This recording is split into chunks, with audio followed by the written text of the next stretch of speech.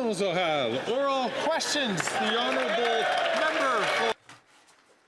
Le député de Regina-Capelle. Les libéraux ont perdu le contrôle des finances. On apprend que le premier ministre s'apprête à remplacer la première femme ministre des Finances par M. Tax Carbone Carney. Et les Canadiens ont peur alors que le premier ministre la pousse dans le garde-fou, dans le précipice. Le premier ministre verra-t-il à respecter cette limite de 40 milliards de dollars? Le ministre de la Justice. Monsieur le Président, je suis ravi que la première question porte sur l'économie, la ministre des Finances. Parlons du travail qu'elle a fait pour les Canadiens. Hier, nous avons eu une baisse des taux d'intérêt de 50 points de base. C'était la 5e fois de suite que nous avons vu les taux d'intérêt baisser. Samedi, nous avons une autre bonne nouvelle pour les Canadiens, c'est-à-dire un congé de TPS sur les produits de base pour tous les Canadiens d'un océan à l'autre. On parle de l'épicerie et des cadeaux pour les enfants à Noël. Il s'agit d'une bonne nouvelle grâce à cette ministre des Finances. Le député de Regina-Capelle. Même la banque a reconnu devoir baisser le taux d'intérêt parce que l'économie va mal avec ses libéraux. La ministre des Finances tire les ficelles depuis un certain temps et M. Carney force la ministre des Finances à dépasser sa limite de 40 milliards de dollars. Et maintenant que les Canadiens en ont assez, le premier ministre va la blâmer et la remplacer. C'est un exemple classique de patron incompétent qui blâme ses subordonnés. Comprend-elle qu'elle va se joindre à une longue liste de ministres du cabinet qui ont vu leur carrière et leur réputation ruinée par ce premier ministre? Le ministre de la Justice. Monsieur le Président, je suis ravi qu'il parle de la Banque du Canada. Qu'avait à dire le gouverneur? L'inflation est à 2 % depuis l'été et nous attendons à maintenir la cible pour quelques années. Et pour l'inflation, quand on dit nous ne tentons plus de faire baisser l'inflation, les dépenses du gouvernement ne font plus augmenter l'inflation. Ça, c'est grâce au travail de cette ministre des Finances et de ce gouvernement qui génère la croissance économique. L'inflation est au niveau cible depuis maintenant 11 mois. Le député de Regina-Capelle. Ce n'est pas en raison de ce que le gouvernement fait. Le gouvernement fait ralentir l'économie. C'est pourquoi on a pris cette mesure. Mais vous savez, un garde-fou, il faut s'en tenir loin. Même si on le frôle, c'est mauvais signe. Si on dépasse, on se retrouve dans le précipice. Même les libéraux sonnent la cloche. Ils veulent descendre de l'autobus avant qu'on atteigne le garde-fou. Il faut respecter le garde-fou de 40 milliards de dollars. Le premier ministre va-t-il tenir un vote libre ou va-t-il forcer ses députés libéraux à rester dans l'autobus qui frappera le garde-fou? Le ministre de la Justice. Bon, parlons maintenant de ce que le FMI avait à dire. Le FMI prévoit que le Canada aura la plus grande croissance économique des pays de G7 en moyenne en 2023 et 2024. Le Canada maintiendra sa position à titre de pays avec le plus bas ratio dette PIB des pays de G7. Nous aurons la plus basse dette en fonction de l'économie. Voilà notre bilan et nous en sommes fiers. L'honorable député de Bellechasse, les Esmets-Lévis. Monsieur le Président, le premier ministre a perdu le contrôle des dépenses et de ses ministres. Il paraît qu'il y a de la chicane de l'autre côté. La ministre des Finances a promis de limiter le déficit à 40 milliards de dollars, mais le premier ministre l'a poussé à dépenser davantage. Le premier ministre, un faux féministe, peut-il admettre qu'il a déjà remplacé la première femme ministre des Finances par Mark Carney, un non-élu qui tire déjà les ficelles, Monsieur le Président?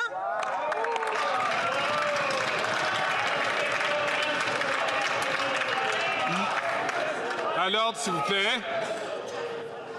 L'honorable ministre de l'Innovation.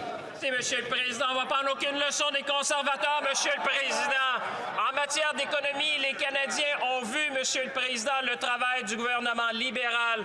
Un taux directeur à 3,25 Monsieur le Président. Un taux directeur qui va aider les familles, qui va aider les petites entreprises, qui va aider nos commerçants, Monsieur le Président. En plus de voir que prochainement, il y aura un congé pour la TPS, Monsieur le Président. Je sais que c'est la période de Noël. Je connais les conservateurs. Ils ont un bon cœur, Monsieur le Président. Célébrons cette baisse des taux d'intérêt. Célébrons les Canadiens, nos entrepreneurs, Monsieur le Président. L'honorable député de Bellechasse, les Etchemins-Lévis. Monsieur le Président, là, on aura tout vu. Un premier ministre incompétent pousse sa ministre des Finances à dépasser un déficit déjà délirant de 40 milliards de dollars. La blâme pour son échec, puis ensuite la remplace par un homme non élu. Et pendant ce temps-là, il se pavane à Equal Voice, prétendant être un féministe et de l'hypocrisie pure. Le premier ministre peut-il enfin admettre qu'il fait de sa ministre une ministre de façade en la forçant à briser sa promesse de limiter le déficit à 40 milliards.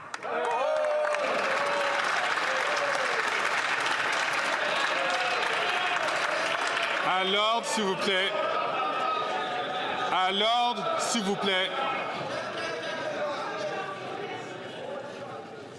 L'honorable ministre des Pêches et Océans et de la Garde côtière. Merci, Monsieur le Président. Je peux voir de l'autre côté qu'ils n'ont rien appris la leçon. Je n'ai même pas besoin de le répéter. Mais comment, Monsieur le Président, une députée du Parti de l'opposition des conservateurs, une femme qui vient du Québec, peut s'en prendre à une femme, notre ministre des Finances, une femme qui a voté pour, qui a mis en place l'allocation canadienne pour enfants, qui a mis en place... Je n'aime pas interrompre les questions ni les réponses, mais je dois demander aux députés de Louis-Saint-Laurent et aussi de Portneuf-Jacques-Cartier, s'il vous plaît, de ne pas prendre à l'ordre, s'il vous plaît, entre les deux rangs, Monsieur le ministre. Je vais demander à la ministre des Pêches et des Océans et de la Garde côtière de recommencer sa réponse. Merci, Monsieur le Président. Puis écoutez, même s'il y a des hommes, des conservateurs de l'autre côté qui crient, ça m'énerve pas pantoute, Monsieur le Président. C'est ça, les femmes qui tiennent tête à des hommes, Monsieur le Président. Écoutez, c'est une honte, Monsieur le Président, que du côté de l'opposition, une femme qui vient du Québec, une collègue de travail, ose s'en prendre à notre ministre des Finances, une femme qui a mis en place les programmes, l'allocation canadienne pour enfants, Monsieur le Président. On a mis des programmes pour venir en aide aux femmes au niveau des garderies, Monsieur le Président. On a mis des programmes en place pour aider les enfants.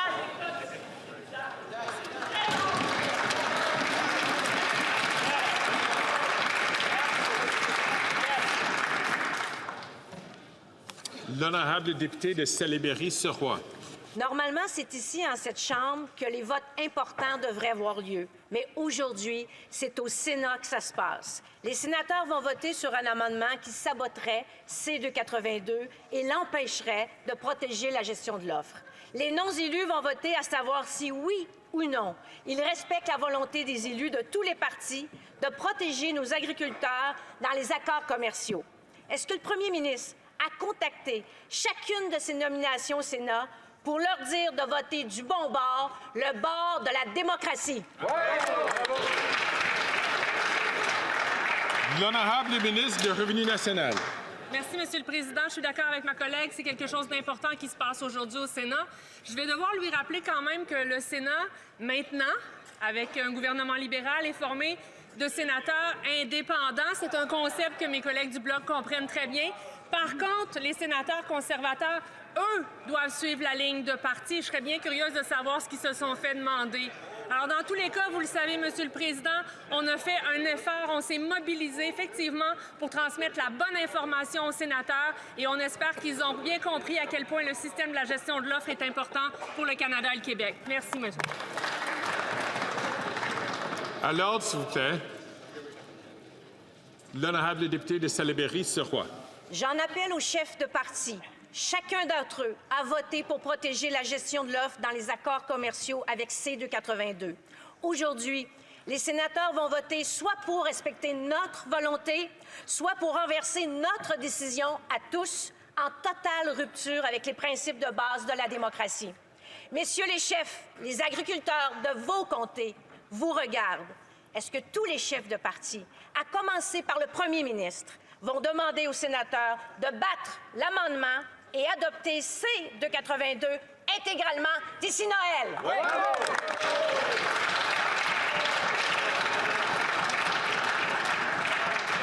L'honorable ministre du Revenu national. Merci, Monsieur le Président. Le système de la gestion de l'offre, on y croit chez les libéraux et on va le protéger, on va continuer à le protéger. On s'est aussi engagé à ne plus céder aucune part de marché. Alors, le Bloc québécois a apporté ce projet de loi qu'ils n'ont pas réussi à faire passer seul, mais on est prêt, on a vraiment tout fait les efforts pour aller jusqu'au bout de ce projet de loi parce que c'est important. Et il faut faire attention, Monsieur le Président, ce projet de loi protège nos producteurs, nos productrices agricoles, tant et aussi longtemps qu'il n'y aurait pas un gouvernement qui voudrait le renverser. Merci, monsieur. L'honorable député de Rosemont, la Petite-Patrie. Monsieur le Président, il est primordial de conserver la gestion de l'offre pour les fermiers et fermières du Québec et de partout au pays. Les urgences débordent. Les gens n'arrivent pas à se trouver un médecin de famille. Les gouvernements à Ottawa et à Québec font pas ce qu'il faut. Et en plus, le privé qui coûte cher fonctionne même pas. Le résultat, moins de services pour les Québécois. Soyons clairs, Monsieur le Président, le profit n'a pas sa place dans le système de santé. C'est à Québec et à Ottawa d'assurer un accès rapide et équitable. Pourquoi les libéraux font rien pour défendre l'accès aux services de santé des Québécois et des Québécoises? Bonne question. L'honorable ministre de Santé. Merci, Monsieur le Président. Absolument. Nous sommes là de protéger notre système universel soins de santé partout au pays. Ça, c'est la raison pour laquelle on a signé une entente avec chaque province et chaque territoire pour 200 milliards de dollars d'augmenter notre système de santé. Absolument, il y a des responsabilités provinciales et territoriales, mais nous sommes là tout le temps, toujours, de s'assurer que les personnes peuvent obtenir le soin qu'ils ont besoin. The honorable member. Le député de Windsor-Ouest. Monsieur le Président, hier soir, le premier ministre a rencontré les premiers ministres provinciaux pour discuter des tarifs douaniers de Trump. Les travailleurs canadiens n'ont pas été consultés, pourtant ce sont leurs emplois qui sont en jeu. Au lieu d'attendre la prochaine menace de Trump ou que les premiers ministres mettent en place leur propre plan, pourquoi ne pas créer un plan canadien qui protège et stimule les emplois? Les conservateurs répètent comme des perroquets les arguments de Trump. Le Canada doit renverser la vapeur face au président élu Trump en faisant la promotion des emplois canadiens et d'un plan pour les travailleurs dans les secteurs de la fabrication et des ressources. Ils ont leur stratégie Buy America. Où est notre stratégie Buy Canada? Le ministre du Commerce international.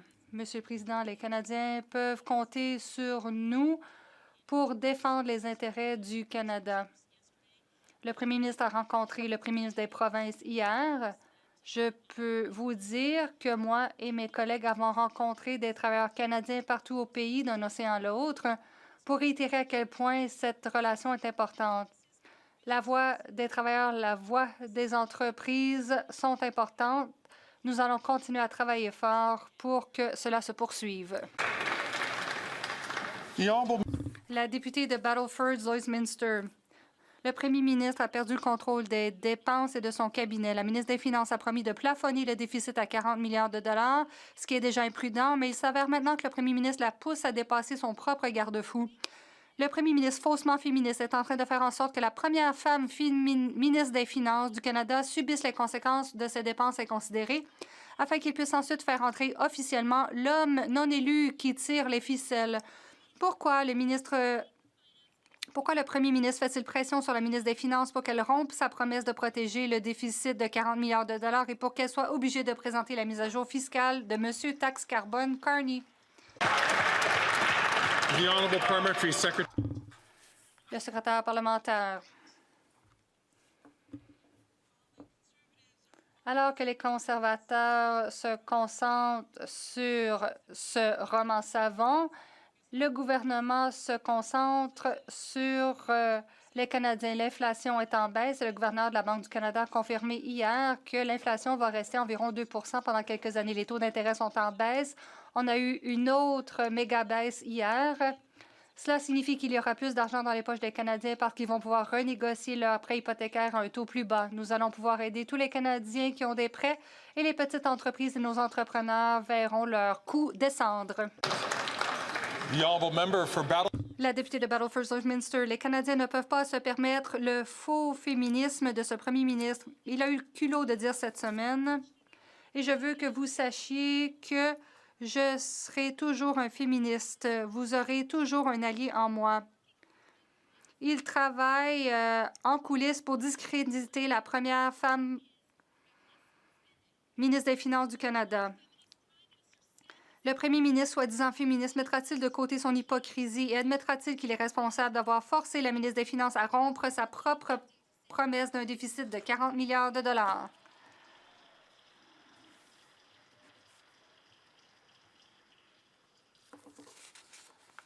La secrétaire parlementaire. Merci, Monsieur le Président.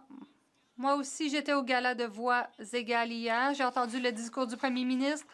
Il a parlé des mesures tangibles que nous avons prises pour faire avancer les droits égaux entre les genres, y compris un cabinet paritaire, les garderies à 10 $, la stratégie pour l'entrepreneuriat des femmes. La chef conservatrice adjointe a miné. Bon, je m'excuse, j'ai de la difficulté à entendre la secrétaire parlementaire. Les députés doivent se taire lorsque les autres ont la parole. Le secrétaire parlementaire. Merci, Monsieur le Président. Moi aussi, j'étais au gala de Voix égales l'autre soir et j'ai bien aimé le discours du premier ministre. Il a fait la liste des choses que nous avons faites comme gouvernement pour faire avancer l'égalité entre les sexes. Je parle entre autres d'un cabinet paritaire. Je parle des garderies à 10 $ par jour, la stratégie pour l'entrepreneuriat des femmes, de l'argent investi partout au pays pour mettre fin à la violence fondée sur le sexe. La chef adjointe des conservateurs, dans son discours, a miné l'organisme. Ça en dit long sur ce que pensent les conservateurs de l'égalité.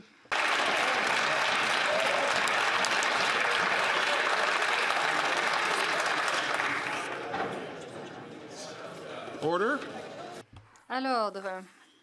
La députée de Peterborough-Kawartha.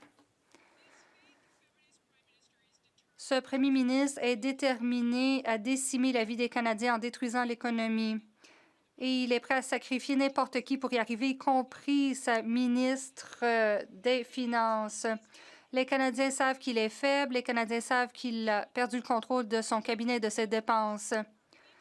La première femme ministre des Finances aura-t-elle le courage de tenir tête à ce premier ministre et s'en tiendra-t-elle à sa promesse d'un déficit de 40 milliards de dollars?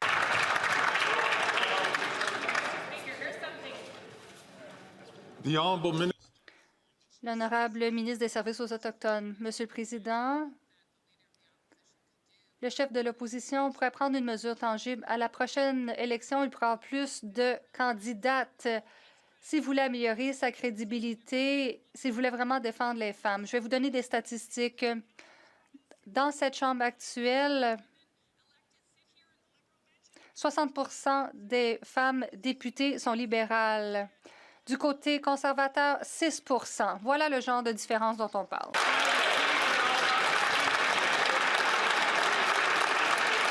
Order. À l'ordre. Order. Silence. I'm certain all members. Les députés veulent sûrement entendre la question de la députée.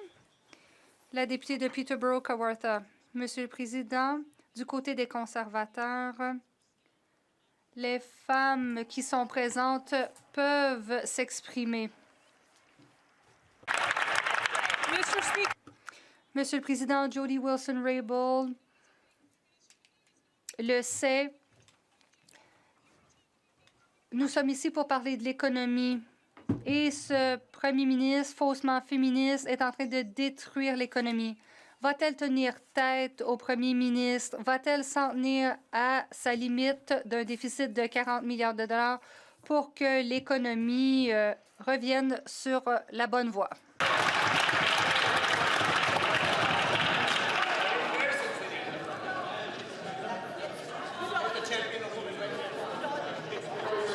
I know that all members are keen. Je sais que les députés ont hâte de retourner chez eux pour la pause de Noël, mais jusque-là, faisons preuve de respect. Et ça veut dire qu'on se tait lorsque le président a la parole ou lorsqu'un député a la parole. L'honorable ministre, Monsieur le Président, cette femme se sent peut-être comme un symbole, mais ce n'est pas mon cas. Moi, j'ai mérité mon siège en cette chambre. J'en suis fière. Et vous savez pourquoi ils n'aiment pas les statistiques? Parce qu'ils ne parlent pas en leur faveur. 30% des sièges sont occupés par des femmes. 17% de ces sièges sont ici de ce côté. Plus de la moitié des femmes élues sont des libérales, Monsieur le Président. Et l'autre moitié appartiennent aux autres partis combinés. Alors, ils devraient faire leur travail comme parti et convaincre davantage de femmes à se porter candidates.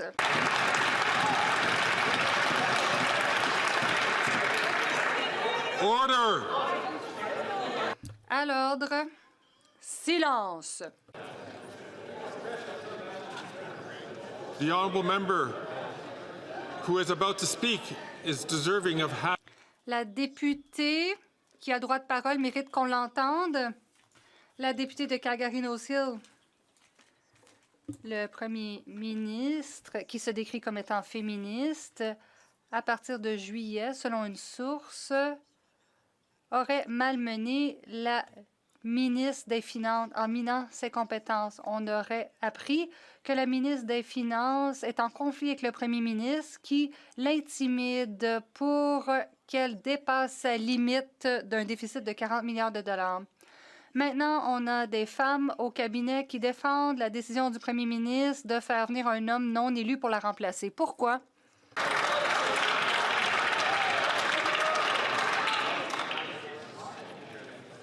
The honourable Honorable ministre de la Diversité et de l'Inclusion, Monsieur le Président, c'est gonflé quand les conservateurs parlent de féminisme. Leur propre chef se sert de mots-clics dans ses vidéos YouTube pour attirer des hommes qui détestent les femmes.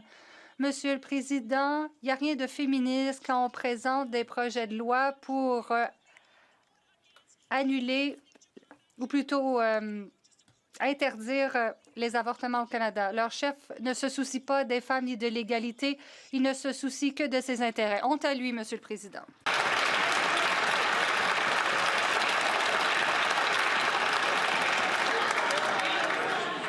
Order! Silence.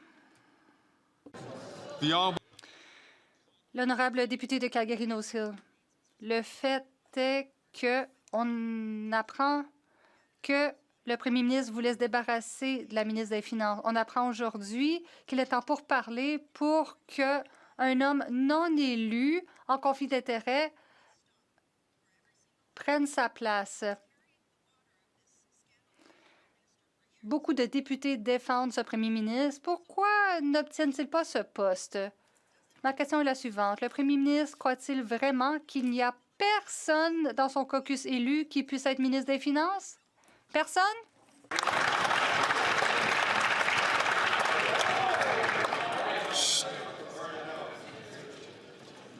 The honourable leader of the La leader du gouvernement à la Chambre.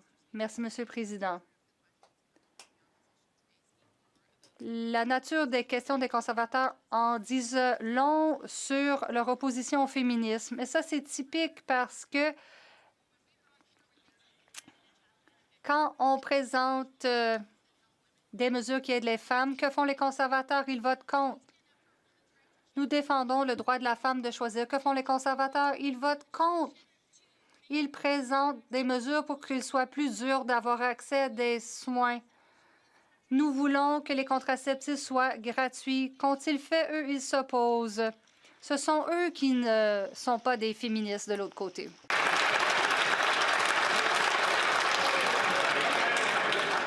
À l'ordre, s'il vous plaît. À l'ordre, s'il vous plaît.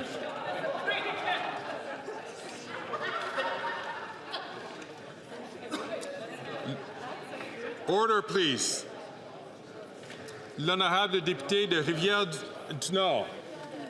Monsieur le Président, le rapport sur l'islamophobie déposé par le Comité de la justice hier recommande que le fédéral mette en œuvre l'ensemble des propositions que le Sénat avait faites en 2023 concernant l'islamophobie. Or, ces recommandations du Sénat sont une charge à fond de train contre la laïcité québécoise qu'il juge raciste et islamophobe. Ce rapport visait à combattre l'islamophobie. Si c'est le cas, c'est raté. Il fait la promotion du Québec bashing en prétendant que la loi 21 sur la laïcité du Québec encourage le racisme au Québec. Le gouvernement doit rejeter l'ensemble de ce rapport anti-Québec du Comité justice. Va-t-il le faire?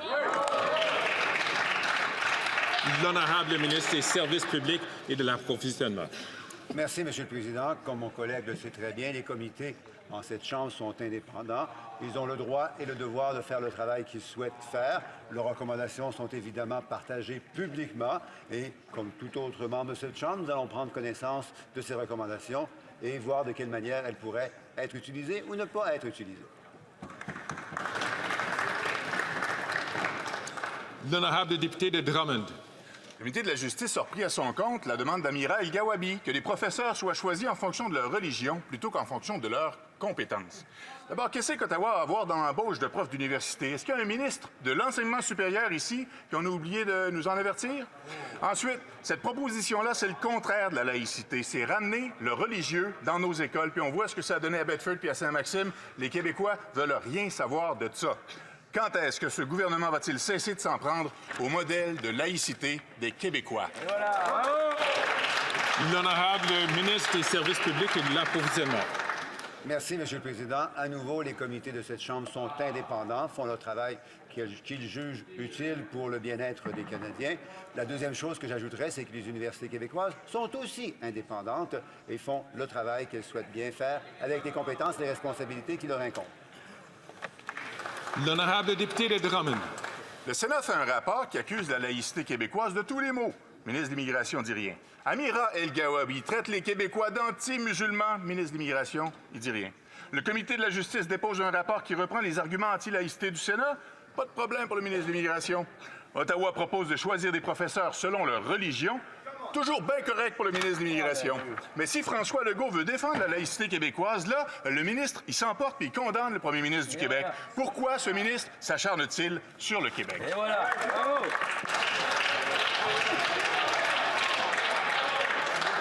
L'honorable ministre des Services publics et de l'approvisionnement. Merci, M. le Président. Les députés du Bloc font tout ce qu'ils peuvent pour chercher la chicane et la division et la zizanie. On ne va pas rentrer dans ce genre de discussion. Exactement. Je ne sais pas ce qui s'est passé de l'autre côté de la Chambre, mais certainement, quand vous n'êtes pas reconnu, c'est important de ne pas prendre la parole. Et si vous voulez avoir une discussion entre les personnes, une dispute même, vous pouvez sortir de la Chambre pour avoir votre discussion. The honourable member from Haldeman.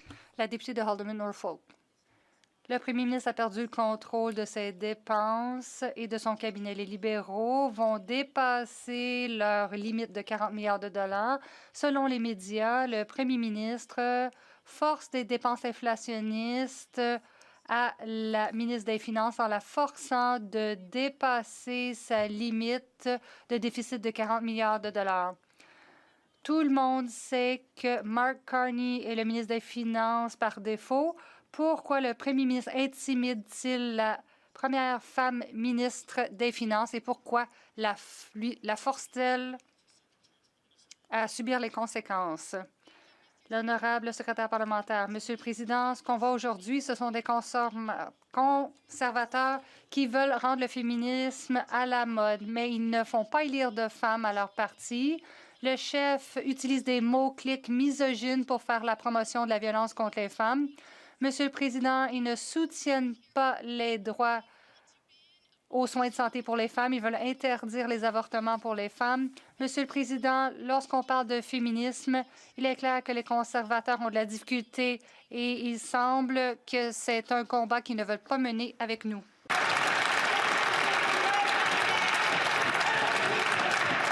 Order. À l'ordre.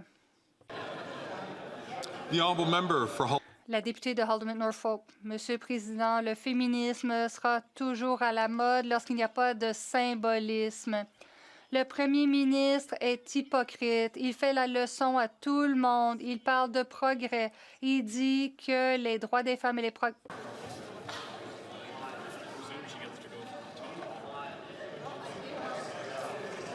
À l'ordre, s'il vous plaît. The honourable member from Hull. La députée de Haldimand-Norfolk peut recommencer. Monsieur le Président, le féminisme sera toujours à la mode lorsqu'il n'y a pas de symbolisme. L'hypocrisie de ce premier ministre n'a pas de limite. Il fait la leçon à tout le monde pour ce qui est des progrès, disant que les droits des femmes sont attaqués. Ma question est la suivante. Le premier ministre va-t-il mettre de côté son hypocrisie et cesser d'attaquer les droits des femmes dans son propre caucus? Le premier ministre faussement féministe veut-il vraiment intimider la première femme ministre des Finances? Veut-il vraiment lui demander de lire la mise à jour économique de Mark Carney lundi? L'honorable ministre. Monsieur le Président, cette députée est appuyée par les organismes anti-avortement. En fait, il y en a 40 de ce côté. Ils font de l'intimidation lorsque les femmes veulent affirmer leurs droits. Les députés de l'opposition devraient se lever et dire qu'ils défendent les femmes. Pourtant, dans les coulisses, ils travaillent fort pour limiter la liberté des femmes au Canada.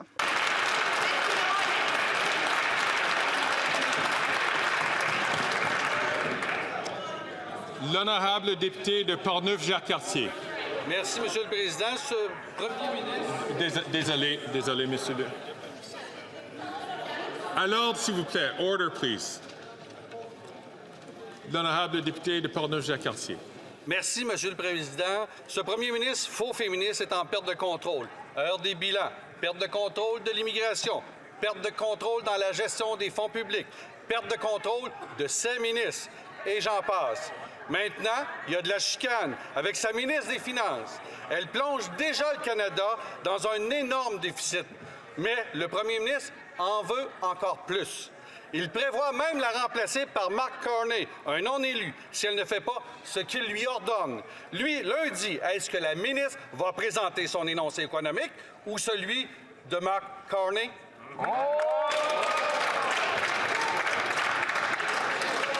L'honorable ministre du Revenu national. Merci, Monsieur le Président. Ce qui est dégoûtant aujourd'hui dans ce qu'on entend est d'oser traiter notre premier ministre de faux féministe alors qu'il en a fait la démonstration de plusieurs façons pendant que eux, en ce moment, sont en train... Non, ils ont fait la démonstration de son engagement envers l'égalité, envers les femmes, envers les droits des femmes, de plusieurs façons. Ce que eux font en ce moment, ces gens-là qui font de la petite politique en mettant des hashtags pour attirer les hommes misogynes, ils sont en train de mépriser une femme d'une grande stature qui est Madame la ministre des Finances.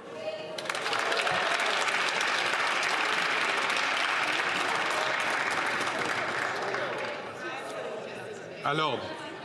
J'ai demandé je dois dire au député de Portneuf-Jacques-Cartier, il a eu l'occasion de poser une question. J'ai demandé des gens à être tranquilles pour qu'ils puissent écouter la question.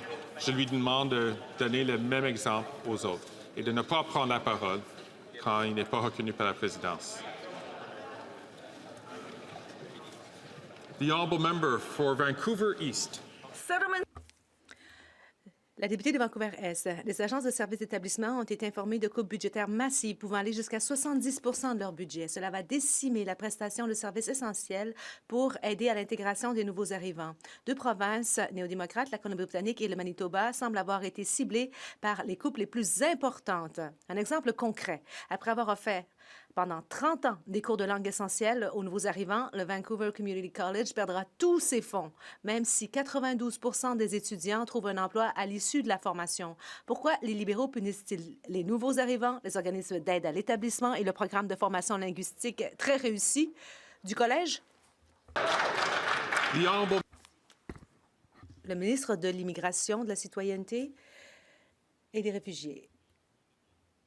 Monsieur le Président, à tous les 5 ans, nous revoyons le modèle de financement pour la formation aux nouveaux arrivants, pour qu'ils apprennent le français, l'anglais, qu'ils s'intègrent dans le nouveau pays, qu'ils surmontent leur traumatisme. Nous sommes très fiers de ces programmes.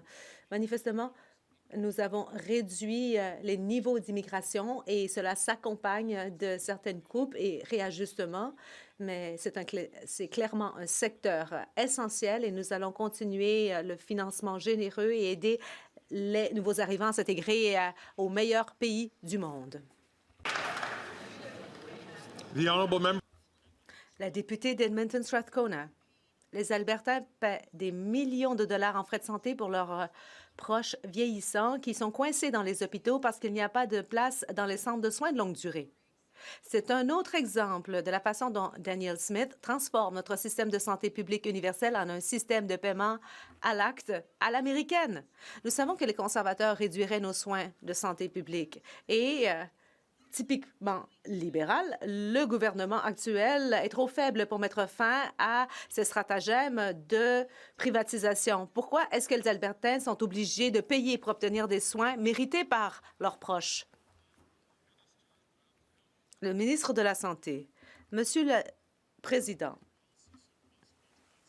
il faut qu'il y ait une transformation partout, dans tous les réseaux de santé. Il faut que ce soit système qui est axé sur la guérison plutôt que sur la maladie. Rien que cette semaine, j'ai annoncé qu'il y avait 1 250 000 Canadiens qui ont eu droit au programme de soins dentaires. Oui, il faut que les provinces soient responsables de la part qui leur revient. Nous allons exercer un leadership national et nous exigeons que tout le monde se réveille dès maintenant pour transformer notre réseau de santé. L'honorable député de Pontiac. Monsieur le Président, la période des fêtes devrait être un moment sans stress pour les Canadiens, pour tous les Canadiens. Mais on le sait que ce n'est pas le cas, malheureusement, pour plusieurs. Et, tu sais, quand on a beaucoup de dépenses dans cette période-ci, ça peut amener beaucoup de difficultés pour certaines familles. Alors, j'aimerais beaucoup entendre la ministre nous dire c'est quoi le plan de notre gouvernement pour aider ces familles dans des temps aussi difficiles pour ces familles. L'honorable ministre des Pêches et Océans et de la Garde côtière. Monsieur le Président, qu'il s'agisse de l'introduction de la prestation canadienne pour enfants, de l'allocation canadienne pour les travailleurs, les travailleuses ou de la réduction des impôts pour les petites entreprises, nous serons toujours là pour les Canadiens. En accordant un congé de TPS aux Canadiens, nous mettons un peu plus d'argent dans leur poche pendant leurs vacances. Les grincheux qui sont assis de l'autre côté de la Chambre n'amènent que des slogans, Monsieur le Président, et des promesses vides. Alors que les conservateurs se livrent à des jeux politiques, notre gouvernement s'efforcera d'apporter un soutien réel et significatif aux Canadiens et Canadiennes. Le député de Calgary, Forest Lawn. Le premier ministre a perdu contrôle des dépenses au sein du cabinet. Il y a des dépenses qui sont hors de contrôle et ça veut dire que le déficit qui devait plafonner à 40 milliards sera dépassé et il cherche à remplacer Mark Carney, M. Taxe le carbone, et la mettre à la place de la ministre des Finances. Le premier ministre va-t-il confirmer que le déficit ne sera pas au-dessus de 46 milliards de dollars? Pas un sou de plus?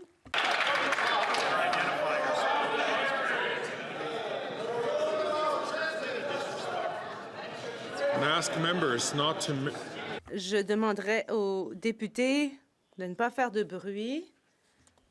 En fait, il y a un règlement qui dit qu'on ne devrait plus frapper sur les pupitres. La secrétaire parlementaire.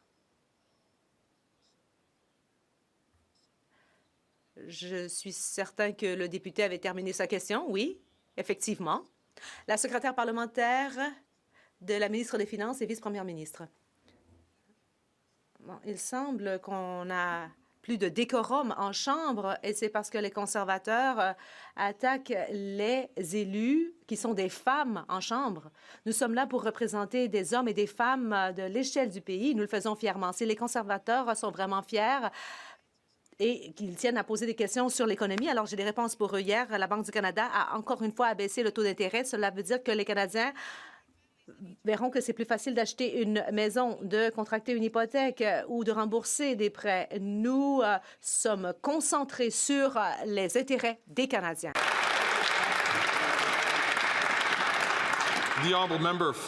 Le député de Calgary, Forest Lawn. La dernière fois que la Banque a baissé le taux d'intérêt d'autant de points, c'était durant la crise de la COVID ou après le 11 septembre. Mais le premier ministre a utilisé la ministre des Finances pour engranger beaucoup de dettes et puis maintenant, il va la remplacer par Mark Carney.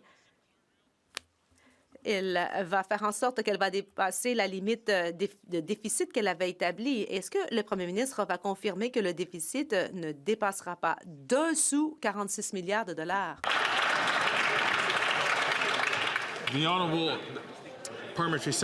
La secrétaire parlementaire de la ministre des Finances et vice-première ministre. Écoutez, les conservateurs, aujourd'hui, on penserait que le Parti conservateur du Canada veut que les taux d'intérêt soient plus élevés. On croirait que les conservateurs veulent que ça coûte plus cher. On n'a qu'à écouter ce qu'ils disent dans la Chambre des communes. Monsieur le Président, nous avons investi dans les Canadiens, nous avons investi sagement. Et nous voulons faire en sorte qu'il y ait 110 000 femmes de plus qui sont entrées sur le marché du travail grâce au programme de garderie. Et ça veut dire que les familles canadiennes économisent 30 sur les frais de garde et nous avons accru la prospérité du pays. Nous avons amélioré l'économie, nous le faisons intelligemment. L'honorable député de Chicoutimi-Le-Fjord. Monsieur le Président, ce premier ministre a perdu le contrôle de ses finances et de son cabinet. On sait tous qu'il y a de la chicane entre la ministre des Finances et lui.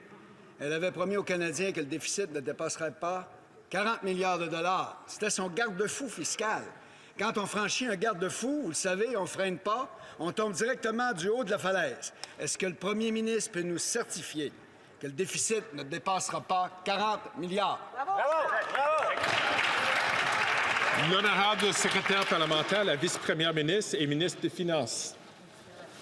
Les conservateurs semblent poser des questions sur l'état de l'économie, Monsieur le Président, mais ils cherchent désespérément à nier le fait que hier, justement, la Banque du Canada a réduit les taux d'intérêt afin d'aider tous les Canadiens, Monsieur le Président. Ce sont des bonnes nouvelles. Ceci rend la vie plus abordable pour les familles qui ont besoin de renouveler leur hypothèque. Ceci va laisser nos PME et nos entrepreneurs avoir moins de coûts, Monsieur le Président, et va aider les jeunes qui vont aller s'acheter leur première maison. L'honorable député de Chicoutimi-Le-Fjord. Monsieur le Président, ce premier ministre-là a complètement perdu le contrôle des dépenses puis de ses ministres.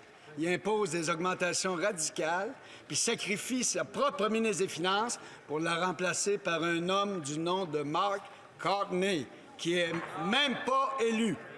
Les Canadiens déjà victimes de la gestion désastreuse de ce gouvernement subissent les conséquences du déficit. Le premier ministre peut-il nous confirmer que le déficit ne dépassera pas 40 milliards de dollars? Bravo! L'honorable ministre des Pêches et des Océans et de la Garde côtière. Monsieur le Président, on a déjà répondu à cette question-là, mais moi, ce que j'aimerais savoir, Monsieur le Président, nous, de ce côté de la Chambre, qui avons mis des programmes en place pour justement supporter les femmes, comment ça se fait que le Parti conservateur a voté contre des investissements dans les programmes comme Bien vieillir chez soi, quand on sait, Monsieur le Président, que les femmes vivent plus longtemps que les hommes. Ils ont voté contre les programmes pour la garde des enfants, les garderies. Ils ont voté contre les programmes pour nourrir les enfants dans les écoles, Monsieur le Président. Ils ont voté contre les programmes de soins dentaires, puis on pourrait continuer de même longtemps. L'honorable député de Saint-Hyacinthe-Bagot. Il n'y a plus de doute là-dessus. L'application GCRA, c'est un fiasco. On parlait déjà d'un dépassement de coût de 50 % et d'une facture de 556 millions. Or, en mars dernier, Les coûts de maintenance avaient fait grimper la facture à 625 millions. Mars dernier, là, ça veut dire qu'à ce rythme-là, aujourd'hui, c'est possiblement au-dessus de la barre des 800 millions. Sans compter que la GCRA, ça a dû coûter cher depuis sa mise en service parce qu'elle est tombée en panne 22 fois en un mois. En date d'aujourd'hui, quel est le coût réel de ce fiasco?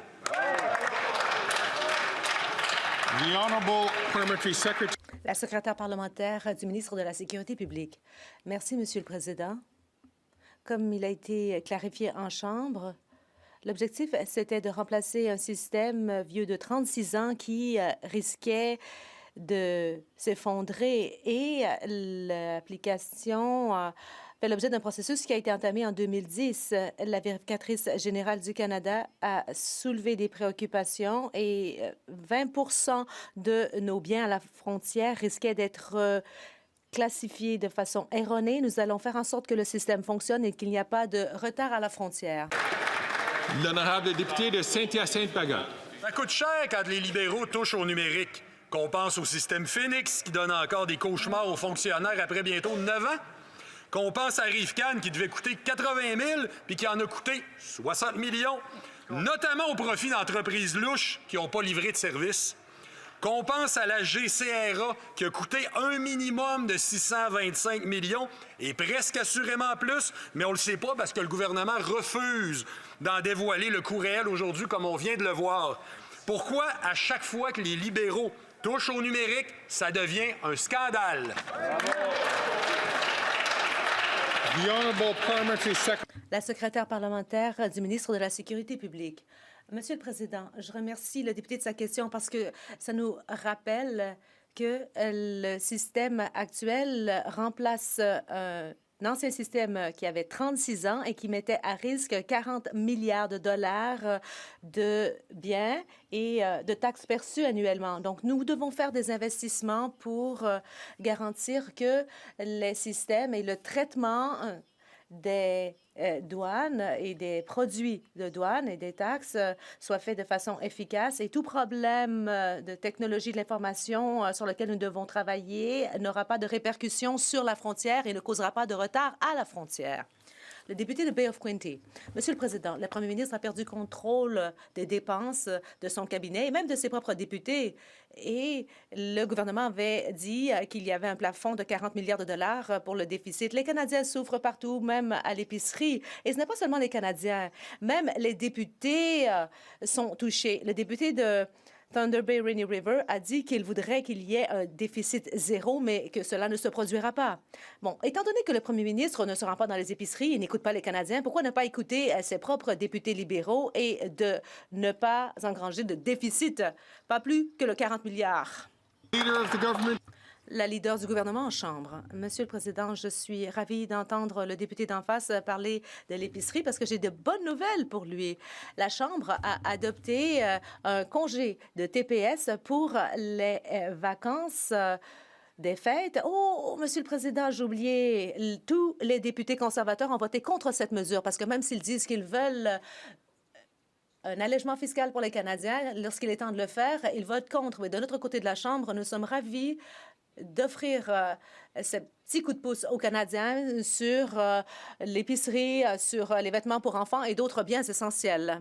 Le député de Bay of Quinte. Monsieur le Président, le gouvernement est tellement déconnecté de la réalité qu'il ne comprend pas que les Canadiens vont économiser 4,51 $ parce qu'il n'y a pas de TPS sur les chips.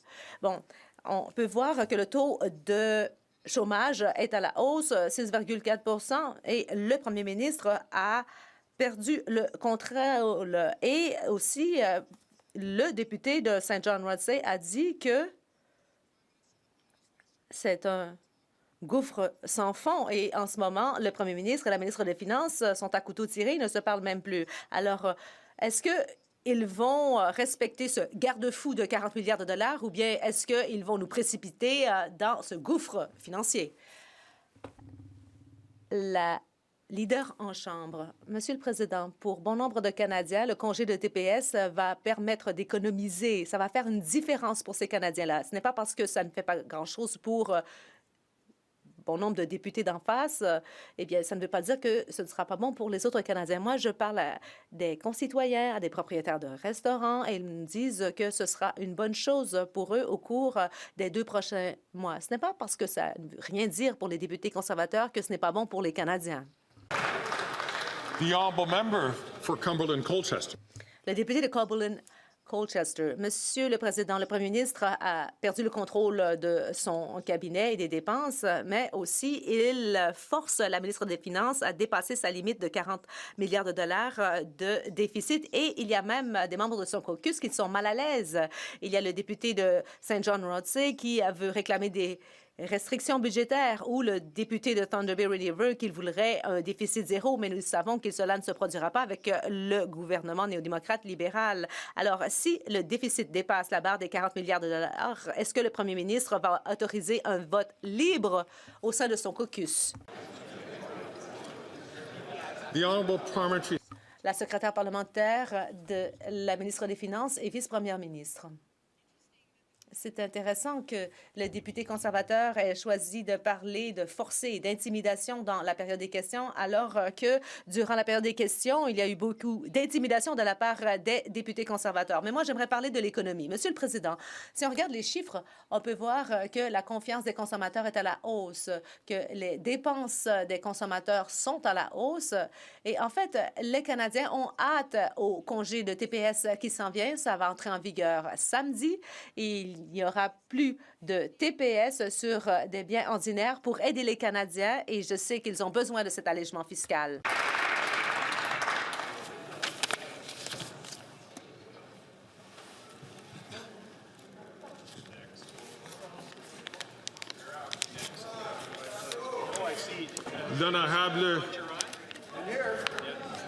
L'honorable député d'Ottawa-Vanier. Merci beaucoup, Monsieur le Président. J'apprécie. Hier, j'ai eu le plaisir de rendre visite aux étudiants en assistance dentaire au Willis College à l'occasion du premier anniversaire du lancement du régime canadien de soins dentaires. Ce programme permet désormais à plus de 3 millions de Canadiens de consulter un dentiste. Un Canadien sur 4 a renoncé à une visite chez le dentiste en raison du coût. Est-ce que Monsieur le ministre pourrait expliquer comment le régime rend la vie plus abordable aux Canadiens? Bravo. L'honorable ministre des Services publics et de l'approvisionnement. Merci à notre collègue d'Ottawa-Vanier pour son excellente question. Mauvaise nouvelle, quand on demande au chef d'opposition pourquoi il est contre le régime canadien de soins dentaires, il dit que c'est parce que ça n'existe pas et qu'il décourage les aînés de s'y inscrire. Bonne nouvelle pour les Canadiens, ces tromperies ne fonctionnent pas. Plus de 1 million de Québécois et de 3 millions de Canadiens se sont déjà inscrits avec succès au nouveau régime canadien de soins dentaires, ce qui leur épargne en moyenne 750 $ par année depuis qu'ils se sont inscrits. C'est une très bonne nouvelle, Monsieur le Président, pour l'ensemble des Québécois. Mauvaise nouvelle pour le chef conservateur. Le député de Calgary Centre. Monsieur le Président, le Premier ministre a perdu le contrôle des dépenses et de son cabinet. L'ancien conseiller de 2 premiers ministres, Robert Asselin, a dit que le fardeau de la dette empêche le Canada de pouvoir parer à des ralentissements économiques à venir. Et le plafond de 40,1 milliards de déficit qui avait été annoncé durant le dernier budget, eh bien, cela semble ne pas pouvoir être respecté, et c'est dû à une mauvaise planification. Alors, est-ce que le premier ministre va écouter le conseiller, ou est-ce qu'il va conduire le Canada jusqu'au fond du gouffre financier? Le ministre de l'Innovation. Ce député déraille tellement qu'il a oublié que le Canada, c'est une terre de possibilités. Il n'a qu'à s'adresser aux PDG qui ont investi au pays. Rien qu'en 2023, nous avons accueilli le plus grand investissement de l'histoire de la Saskatchewan et de l'Alberta. Je crois que les conservateurs devraient s'en réjouir. C'est Noël. Et j'espère qu'ils vont l'écrire dans les cartes de Noël qu'ils enverront à leurs concitoyens, et remercier le gouvernement d'avoir créé des emplois en Alberta. Le député de Calgary Centre. Il semble que ce ministre n'a jamais vu un chèque qu'il ne voulait pas signer, hein?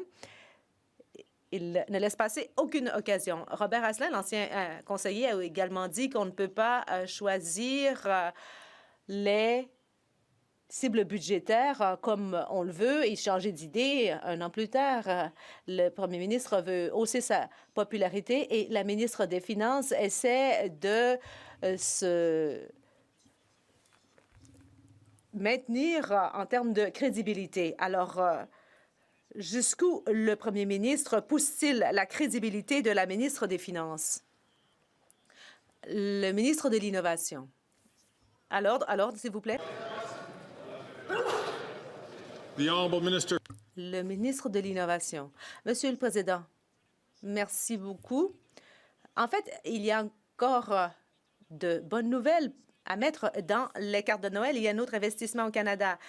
BHP, la plus grande société minière au monde, a fait le plus grand investissement de son histoire. Et cet investissement, c'est où? En Saskatchewan, près de 20 milliards de dollars. Il s'agit du plus grand investissement de l'histoire de cette société. Et j'espère, encore une fois, que les conservateurs vont l'indiquer dans la carte de Noël qu'ils enverront à leurs concitoyens et qu'ils remercient notre gouvernement d'avoir créé de l'emploi dans l'Ouest canadien. À l'ordre, à l'ordre. The Honourable Member. Le député de South Shore St. Margaret's.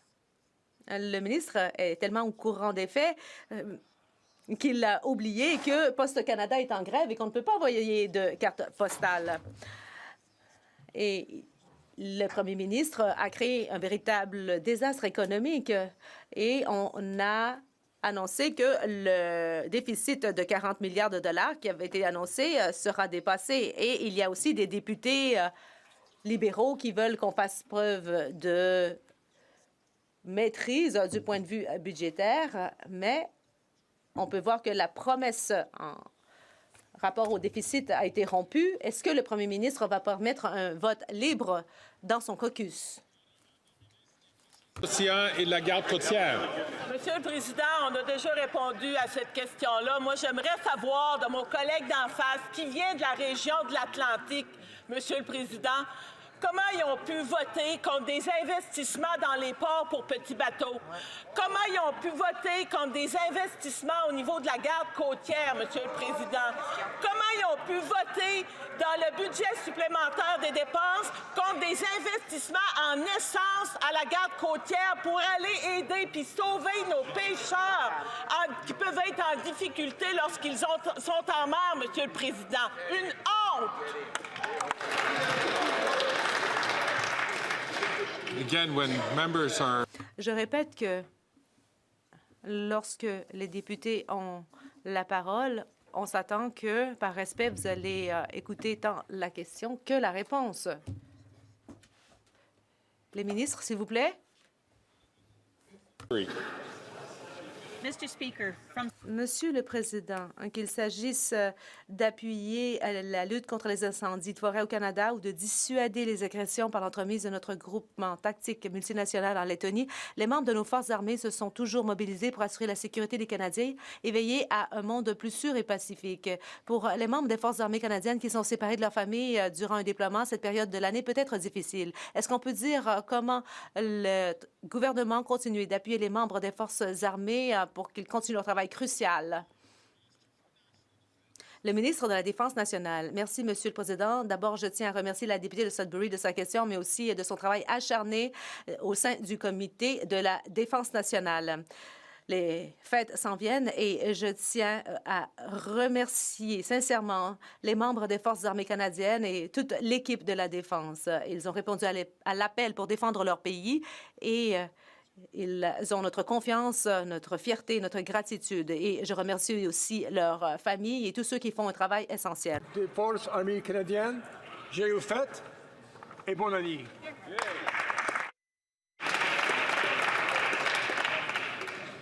The honourable member. Le député de Courtenay-Alberni. Monsieur le Président, pendant 70 ans, les centres d'amitié ont servi de carrefours communautaires vitaux pour les populations autochtones urbaines. Ils sont maintenant en première ligne de la crise de la santé mentale, de la crise des drogues toxiques et aussi des catastrophes climatiques comme les inondations, les incendies de forêt. Mais le financement n'a pas suivi. L'Association nationale des centres d'amitié a clairement indiqué qu'elle avait besoin de 62 millions de dollars de financement fédéral par an pour répondre à la demande.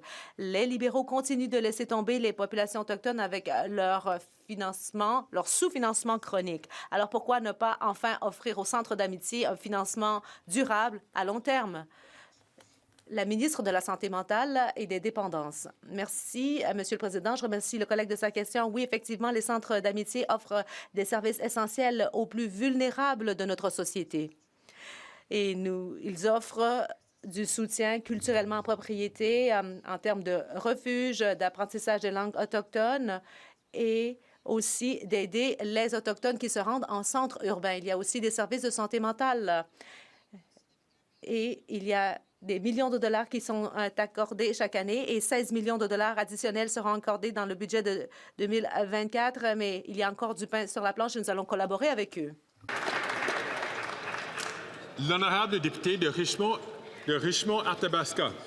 Monsieur le Président, plusieurs entreprises de ma région font face à des difficultés pour renouveler les permis de travail de leurs travailleurs étrangers temporaires, étant donné qu'ils dépassent le nouveau seuil abaissé à 10 par le gouvernement actuel.